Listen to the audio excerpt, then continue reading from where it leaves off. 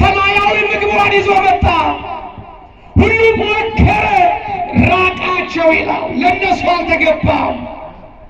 ዛሬም ለኔ እንዳለላንተ ወገኖቼ ሰላም አይገባችሁም የተባለ ይመስል መከራችን እያየን፣ ፍቅር አይገባችሁም የተባለ ይመስል መከራችን እያየን፣ ከጭንቀት አትውጡ የተባለ ይመስል ሁሌ ጭንቀት አብለን ወገኖቼ። ምነው እግዚአብሔር ሰላሙን አራቀብንስ? ፍቅሩን አራቀብንስ? ወገኖች መተዛዘኑ ከኛ ምነው አራቀብንስ? ወገኖች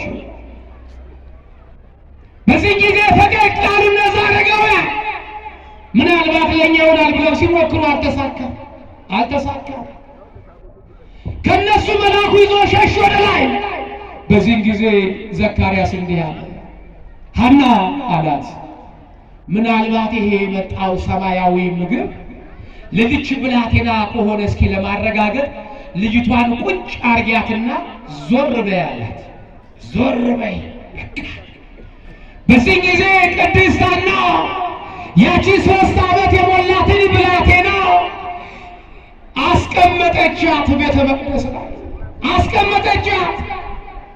ዞር አለች። ያቺ ብላቴና ቅድስት ድንግል ማርያም ሕፃን ነችና ድክ ድክ ድክ እያለች እናቷ ጥላ ስትሄድ ከኋላ ተከተለቻት፣ ከኋላ። በዚህ ጊዜ መልአኩ ፋኑኤል ወደ ላይ ከፍ ብሎ የነበረ ወረድ ያለና አንድ ክንፉን ስብስብ አድርጎ በአንድ ክንፉ ጋርዶ ፊቱን ወደ እሷ አስጠግቶ ወደፊት ላይ አድርጎ መግቧት እያዩት ወደ ሰማይ ወጣ ይላል። በዚህ ጊዜ ደስ አላቸው የተሰበሰቡት። እነ ዘካርያስ ደስ ተደሰቱ። የምግቧ ነገርማ ከተሸፈነ፣ የምግቧ ነገርማ ከተያዘልን ምን ያሳስበናል አሉ። በቃ ምን ያሳስበናል? ያስጨነቀን የሕፃን ምግብ ነበረ። ምናልባት የምንመግባት ምግብ ባይስማማትስ? እሱ ነበር ያስጨነቀናል። ከዚህ በኋላ ድንግል ማርያምን ለመቀበል አልፈሩም። በቤተ መቅደስ አስቀመጧት። እናታችን ቅድስት ድንግል ማርያም 12 ዓመት ሙሉ ቅዱሳን መላእክት እየተላላኳት ቅዱስ ፋኑኤል አገልግሎቱን ሳያቋርጥ ሰማያዊ ምግቧን መጠጧን እያመጣ ይመግባትና ያጠጣት ነበር ይላል። ወገኖቼ ይህ ፋኑኤል ቤታችንን ጓዳችንን የሚሞላልን መልአክ ወገኖቼ፣ ከእግዚአብሔር ዘንድ ተልኮ የተራቡትን የሚያጠግብ ነው። ደስ ይበላችሁ ወገኖቼ፣ ታላቅ መልአክ። ይህንን ገናና መልአክ ነው የምናከብረው ወገኖች። ወደ ፈቅደን ነው። ሰዎች እንደሚሉት አይደለም፣ ሰዎች እንደሚያወሩት አይደለም ወገኖች። ቅዱሳን መላእክት እያረጋጓት በቤተ መቅደስ ተቀመጠች። መዝሙረኛው ዳዊት እንዲህ ይላል በመዝሙር 44 ቁጥር 10 ላይ እንዲህ ይላል፣ ልጅ ሆይ ስሚ፣ ጆሮሽንም አዘንቢ፣ ወገንሽን የአባትሽን ቤት እርሺ፣ ንጉሥ ውበትሽን ወዷልና እርሱ ጌታሽ ነውና አለ።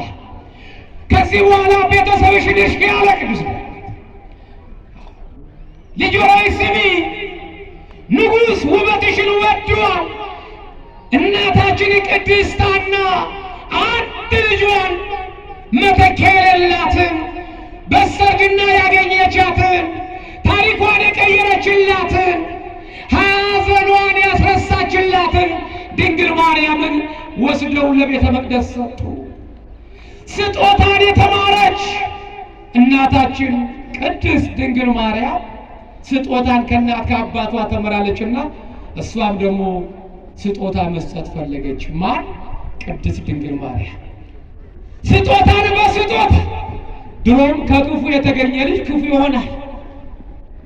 ከሲጋራ አጫሽ ቤተሰብ የተገኘ ልጅ ገና በልጅነቱ ከፍ ሲል አጫሽነትን ከእናት ከአባቱ ይማራል። አባትየው ማታ ገብቶ እያለ ፊቱ የሚያጨስ ከሆነ ልጁ ደግሞ ጠዋት ምን ያደርጋል? አባቱ ሲጋራ እያጨሰ እየሰከረ እናቱን ወይም ሚስቱን የሚደበድብበት ከሆነ ሚስቱን የሚደበድብ ከሆነ ልጅ ምን ያደርጋል? ጠዋት ሲያድግ ይወጣና ዕቃ እንጫወት ይባባላሉ። ገጥሟቸው ዕቃ እንጫወት ማን? የጎረቤት ልጆች። እኔ አባባ ሆናለሁ፣ እሷ ሴት ከሆነች አንቺ ማማ ሁኝ ይላታል። ስራ ሄጄ እመጣለሁ፣ እንጀራ ታመጫለሽ ይላታል። የውሸት እንጀራ ብላ ቅጠል ታቀርባለች፣ ወጥ ብላ አፈር ታመጣለች፣ ቡና ብላ በኮርኪ ታቀርባለች። እኔ ስራ ቆይቼ እመጣለሁ፣ እንደ አባባ ሰክሬ እመጣና መታሻለሁ ይላታል። ዱላን ከተማረ ከአባቱ ያ ልጅ እየተንገዳገደ በባዶ ይመጣል። ሳይጠጣ እየተንገዳገደ የጎረቤት ልጅ ጭፍልቅ አድርጎ የሚማታ ከሆነ ሲጠጣ ደግሞ አስቡት ወደፊት ሲያድግ ምን እንደሚገጥም። ኢትዮጵያ የተረፋት ይሄ ነው። ምን ይላል ታዲያ አባትና እናት? አየዘመኑ ልጆች ይላል። ልጅ ከየት ተማረ? ዘመኑ ምን አደረገ? ዘመኑ አምጦ ወለደ እንዴ? አምጠሽ ወለድሽው አንቺ፣ አምጠ ወለድከው አንተ ነህ። ዘመን አልወለዳቸውም። ዘመኑን ክፉ ያደረግነው እኛ ነን። በመጽሐፍ ቅዱስ በዚህ ዘመን ክፉ ይሆናል የሚል ነገር የለም።